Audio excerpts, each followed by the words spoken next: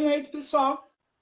Novamente com vocês. Hoje, na nossa 21ª live, vamos falar sobre a escrita mágica dos orixás dentro da nossa querida Umbanda.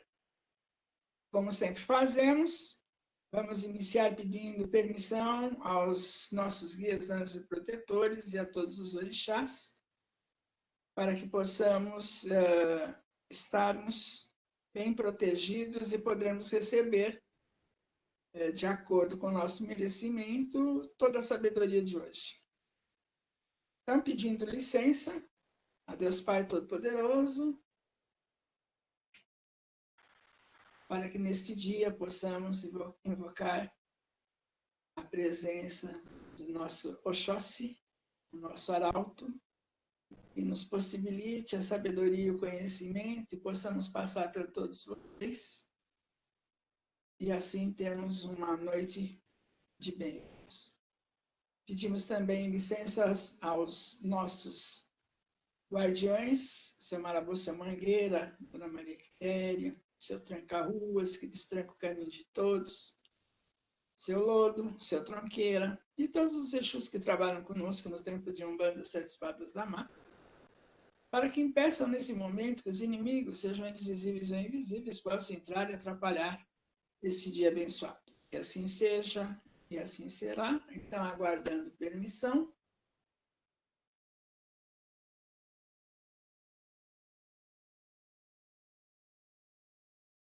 Permissão concedida. Então, vamos em frente.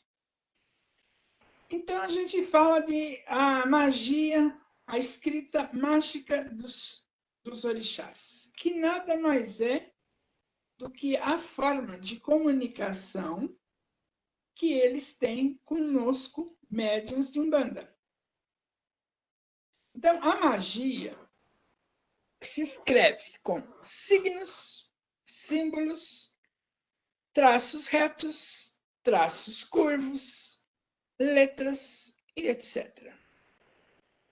Mas, na verdade, escrever a magia é abrir numa superfície plana, que pode ser de madeira, uma lajota, ou até no próprio solo, um espaço mágico onde são afixadas as ondas vibratórias das entidades ou divindades, riscando, ativando, para que essas ondas vibratórias dos orixás tenham uma energização própria e assim possam fluir para que cada orixá dê a sua força energética dentro daquele espaço mágico.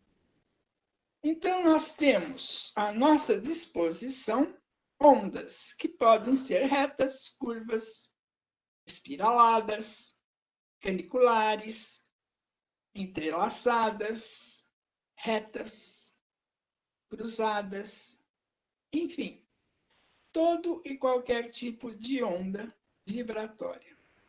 Se vocês prestarem atenção, quando a gente está ou vai fazer um exame, uma ressonância, ou vai fazer um exame cardiológico, que precisa de que coloquem sobre o corpo da gente determinados eletrodos, elas têm uma determinada onda, que são chamadas de ondas sinoviais, corrente contínua, corrente alternada, e cada uma das nossas energias dentro do nosso corpo tem uma determinada onda.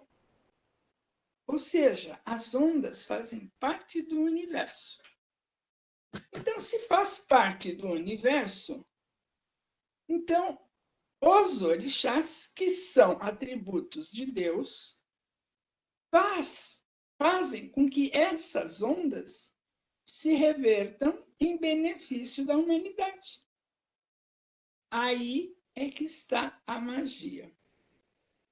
E, claro, para que a gente tenha um contato maior, então eles, dependendo de cada trono que eles são representantes, é uma determinada onda. Mas todas elas são basicamente as mesmas, com pequenas diferenças e pequenas energias que trabalham de acordo com aquilo que se determinou. Então, vejam vocês, existem apenas 77 qualidades de ondas vibratórias. Alguns orixás têm 5 ondas vibratórias, outros têm 9 ondas vibratórias, outros têm 7. Então, vejam vocês, são 14 orixás, porque tem o masculino e o feminino em todas elas. Então, desses 14 orixás, além de Exu e Pombagira, que também são orixás, nós temos essas ondas que vibram em cada um deles, de formas parecidas, porém diferenciadas na sua atividade.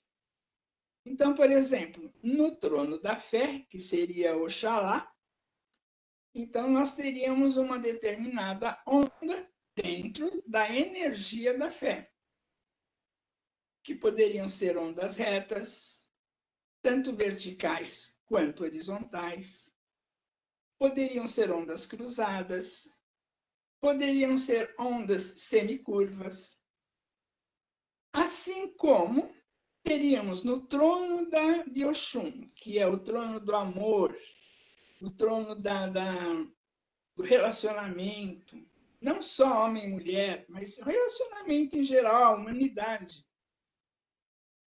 É uma onda que a gente chama de coronal, porque elas são ondas curvas que, quando unidas, formam um coração. Por incrível que pareça, por isso que é o trono do amor. Então, vejam vocês, dependendo da qualidade do trono, é a que se destina aquela onda. E ela pega uma determinada energia. Então, desses 77 tipos de ondas vibratórias, que nós chamamos de ondas naturais, umas são puras, outras mistas e outras compostas. Então, as puras, o que elas fazem? As puras, elas transportam energia, vibração e magnetismo das divindades. As ondas mistas transportam energias, vibrações e magnetismos complementares. Então, nós temos as ondas puras, que são a divindade em si, as ondas mistas, que são as divindades, mas na parte complementar, ou seja, se eu tenho Oxalá e Oiá, eu posso juntar Oxalá e Oiá, sendo que um vai ser complementar do outro. E temos as compostas, que são resultantes da fusão de muitas ondas, tanto puras quanto mistas, e transportam um amálgama energético, magnético e vibratório poderosíssimo. Por quê? Porque aí nós podemos, quando a gente faz uma onda composta, nós podemos, além de, vamos dizer que vamos querer falar na parte da fé, podemos cruzar Oxalá com Oiá, que é o negativo de Oxalá. Podemos juntar Ogum, ou podemos juntar Oxóssi, ou qualquer uma outra divindade. Então, aí vejam vocês que nós vamos juntar e unir forças. Portanto, como eu disse no início, como cada orixá tem uma determinada onda vibratória que flui, quando quando a gente transporta e funde, faz a nossa onda vibratória composta, aí temos ela triplicada, quadruplicada, depende de quantos orixás. Se nós podemos até numa onda composta colocar 7 orixás. E aí, quem não pode com mandinga, não carregue patuá, porque vai ser poderoso. Então, todas elas, no entanto, devem ser, para que façam seu efeito, ativadas magisticamente. Pois assim será criada uma tela vibratória planetária multidimensional que é regida pelo orixá. O que vem a ser uma tela vibratória multidimensional? Eu já disse para vocês, numa outra live, que nós temos 7 planos ascendentes, 7 planos descendentes. Tudo isso faz parte do planeta. Só que, além desses planos, nós temos planos paralelos. E esses planos paralelos nem sempre estão na mesma vibração da Terra, do planeta Terra. Mas, quando a gente junta vários orixás e forma uma tela vibratória planetária, ela fica multidimensional, alcançando planos além daqueles que nós já conhecemos ascendentes, além daqueles que conhecemos descendentes, e vai buscar a negatividade, esteja ela onde estiver, em que plano estiver. Por isso, nós temos numa onda pura ou num círculo vibratório, uma onda que a gente faz dentro de uma mandala. Quando a gente junta várias entidades, nós vamos ter uma cabala. E quando a gente junta várias entidades, a gente vai ter uma tela vibratória planetária multidimensional.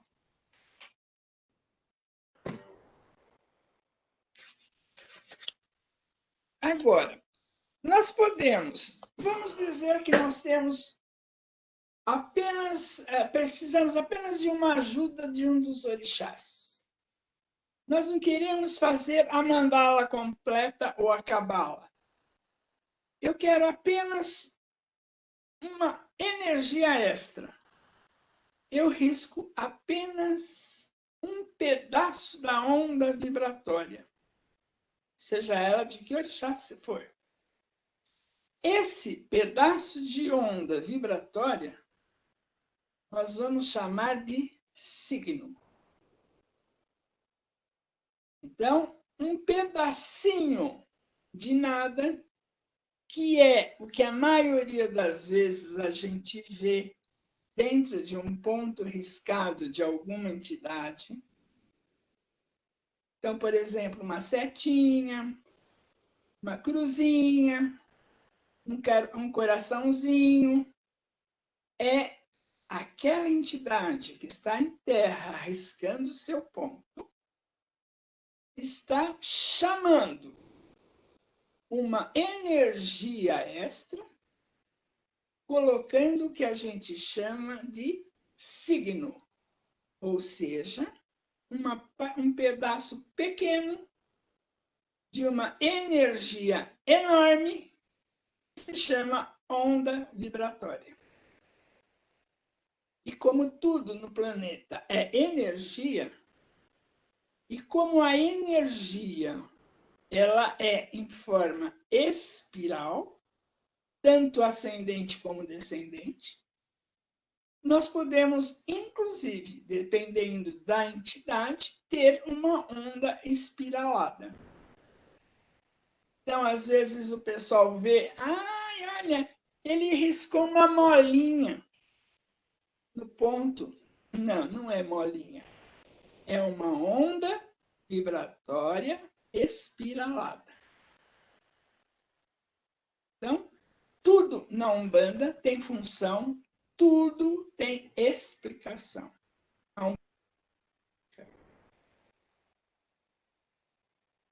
As ondas, também nós vamos firmar o espaço sagrado do nosso lar e do terreiro propriamente dito. Para que um terreiro funcione perfeitamente, teremos que riscar pontos de firmeza e segurança, assim como também quando tivermos necessidade de fazer descargas. Assim sendo, um terreiro deverá conter sempre, no mínimo, 7 pontos de firmeza. Então, o primeiro ponto sempre será onde são realizados os trabalhos religiosos, os trabalhos espirituais e magísticos. O segundo ponto será para trabalhos espirituais apenas. O terceiro ponto, para trabalhos religiosos, quando se faz rituais, quando se faz orações, quando se faz curas. O quarto ponto seria para descargas energéticas, magnéticas e vibratórias. O quinto ponto seria a firmeza da porteira ou da tronqueira, ou ainda na entrada, por onde passam todos os frequentadores. O sexto ponto é o ponto de firmeza dos orixás, que a gente chama de Otá. O sétimo ponto seria um ponto coletivo, ou um ponto riscado a cada trabalho, no qual se pode afixar um ou mais orixás, que vão ajudar tanto as pessoas que frequentam, quanto os médiuns, quanto os espíritos que por ali passarem. Então, saibam que quanto maior for a abertura mental dos médiuns, eu disse médiuns, não só do Pai de Santo ou da Mãe de Santo, dos médiuns em geral, mais os guias de Umbanda recorrem aos pontos riscados, e quando não tem essa união ou essa percepção maior do corpo mediúnico, eles deixam de usar os pontos riscados, que é um recurso poderosíssimo, que dispensa maiores esforços para cortar demandas e magias negativas. Então, vejam vocês como é importante essas ondas vibratórias.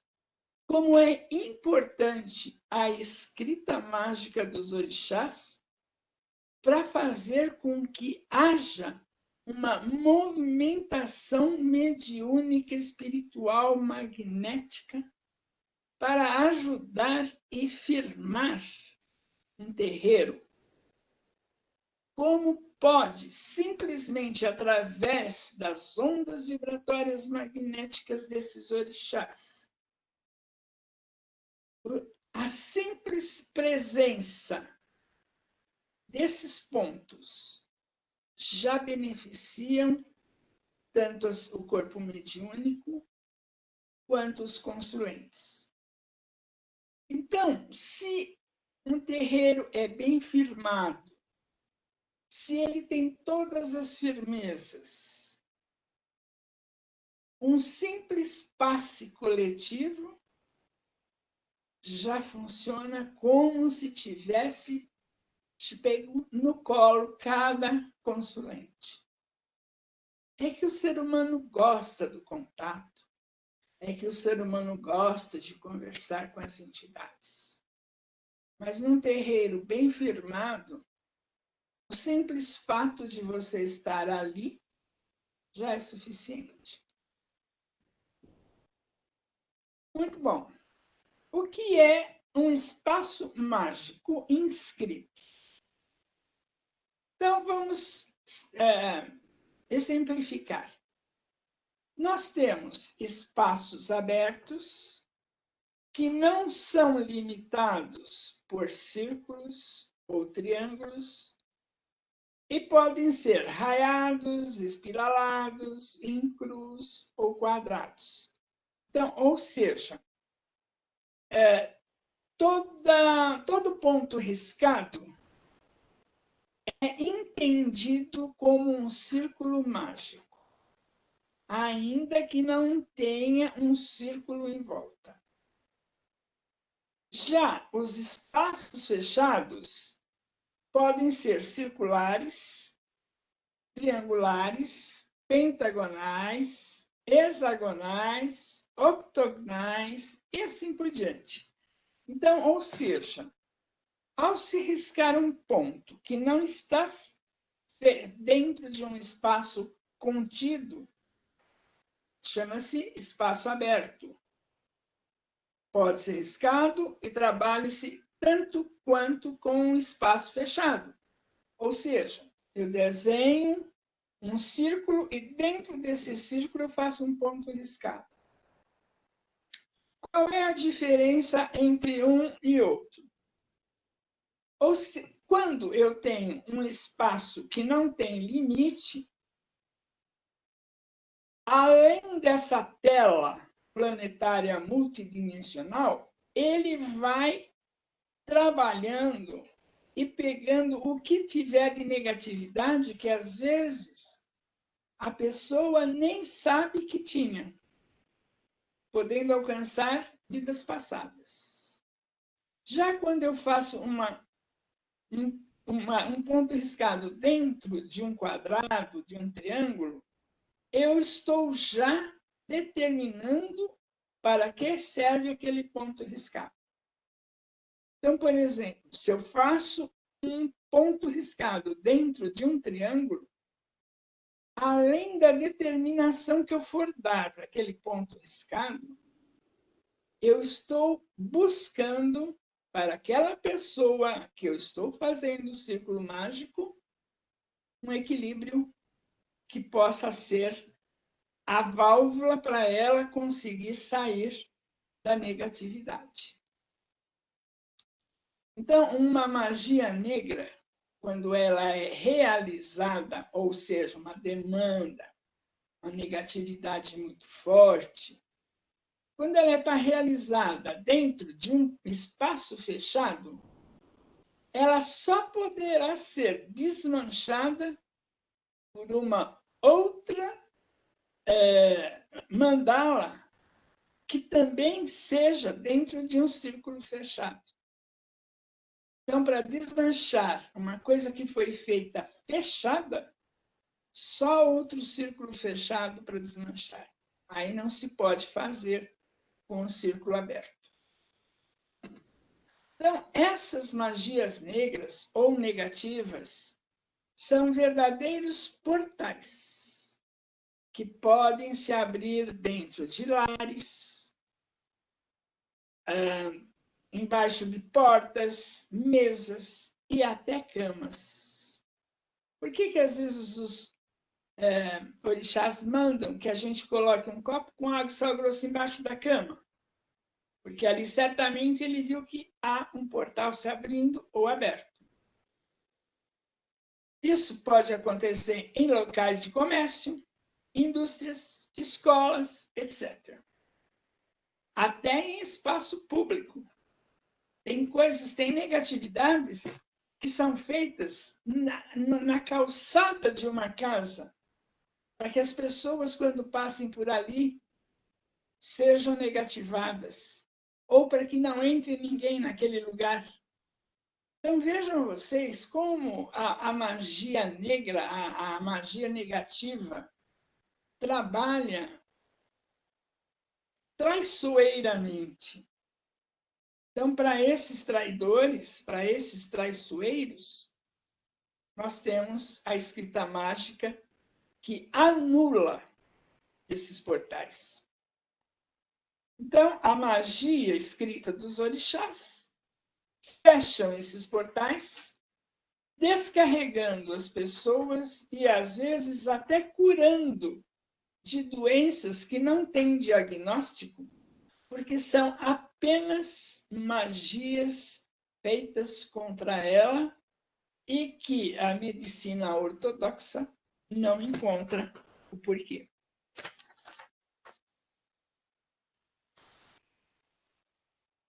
Então, os espaços mágicos puros, como eu já disse, são chamados de mandala. Os espaços mistos ou compostos nós chamamos de cabalas. E, para melhor exemplificar, vamos falar sobre o que é o círculo mágico.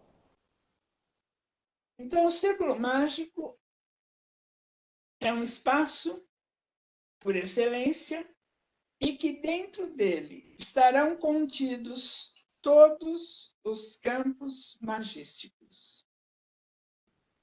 O círculo significa o extremo das irradiações e é onde estão localizados os polos mágicos ou teúrgicos das divindades regentes das radiações divinas. Repetindo, o círculo significa o extremo das irradiações e é onde estão localizados os polos mágicos ou teúrgicos das divindades regentes das irradiações divinas. Então, o círculo mágico também serve como delimitador do espaço mágico maior, ou seja, ele religioso ou neutro. O que isso quer dizer? Quer dizer que se eu vou fazer uma mandala nesta sala, então eu vou fazer um círculo fechado, aonde eu vou delimitar que aquele portal que se abrir para fazer a limpeza não atravesse as paredes desta sala. Se for feito num terreiro, que não atravesse as paredes do terreiro. Se for feita numa indústria, numa loja, que fique delimitada naquele espaço, que não atravesse. Isso por quê? Para não interferir nas energias existentes na natureza e que não estão reféns daquele trabalho. Então, um espaço religioso é o espaço dentro de um templo ou nos pontos de forças das divindades, tais como a beira-mar, cachoeira, mata, pedreira, cemitérios, etc. Posso fazer um ponto, uma magia arriscada no cemitério? Posso, claro que eu posso. Porque no cemitério tem Ogumegê, Omolu, Obaluaê e Inhansã de guarda o tempo todo. Então é chamado de quê? Campo Santo. Ora, se uma negatividade em cima de uma pessoa foi feita de tal forma que pode até vir a ser um ponto de morte, para que ele seja retirado, eu tenho que fazer no campo onde a morte existe e não vai fazer mal a outra pessoa. Então, sim, eu posso fazer uma mandala no Campo Santo, no cemitério. Se eu quero fazer uma mandala onde eu vou pedir a ajuda de Xangô, eu não quero fazer em casa, não quero fazer no templo, eu quero fazer no lugar de Xangô. Qual é o lugar de Xangô? Pedreira. Eu vou lá, risco um ponto em cima de uma pedra e então estarei lá trabalhando no lugar, no vórtice energético daquele orixá. Então, a mandala ou a cabala pode ser feita em qualquer lugar, e principalmente nos campos sagrados dos orixás. Espaços neutros são as casas, locais públicos que não se prestam a práticas religiosas. O espaço mágico pode ser riscado com uma pemba, pode ser riscado com elementos da natureza, pode ser riscado com um mineral, ou seja, com uma pedra, pode ser riscado com vegetal, pode ser usado elementos da natureza, eu posso usar um sal grosso para fazer um círculo, posso fazer um círculo com azeite, que é um elemento mágico por excelência. Posso usar uma vara feita com um ramo de árvore. Eu vou delimitar e eu posso usar todos os elementos da natureza, porque a Umbanda é o culto à natureza. E quando eu vou usar a escrita dos orixás, eles me permitem que eu use qualquer elemento natural. Então, o espaço mágico pode ser riscado com qualquer um desses elementos, mas, de qualquer maneira, ele vai criar um campo eletromagnético onde o mago poderá trabalhar com energias e ondas vibratórias à vontade, desde que ele risque e tenha condições de riscar com o elemento que ele pediu para trabalhar. Então, o círculo mágico, assim que é ativado, criará vida própria e realizará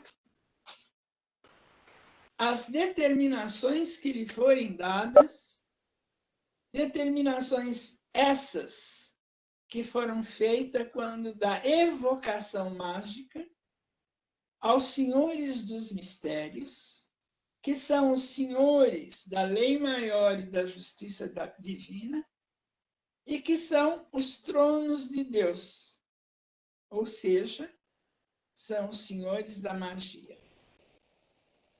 Assim sendo, tudo o que estiver dentro do círculo mágico não sairá dele e não interferirá em nada que estiver fora dele.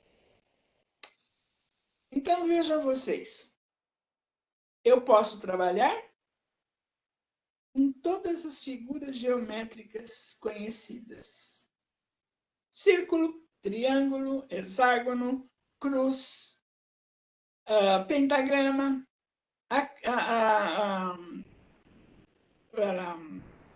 triângulo dos magos, que são 2 triângulos, um para cima e um para baixo, que é também o símbolo dos judeus. Posso trabalhar com hexágono. Posso juntar 2 figuras geométricas, por exemplo. Eu posso riscar, no mesmo tempo, um círculo e dentro dele colocar um triângulo, ou seja, eu posso juntar as figuras. Então, toda e qualquer figura geométrica tem o seu porquê e a sua divindade correspondente. Assim como também cada entidade tem sua onda vibratória específica, e embora algumas se pareçam entre si, sempre há um risco extra que determina a que orixá pertence. E, claro, se a gente fosse falar sobre tudo o que uma escrita mágica dentro da Umbanda pode ser feito e acontecer, nós ficaríamos fazendo lives pelo menos mais 3 ou 4.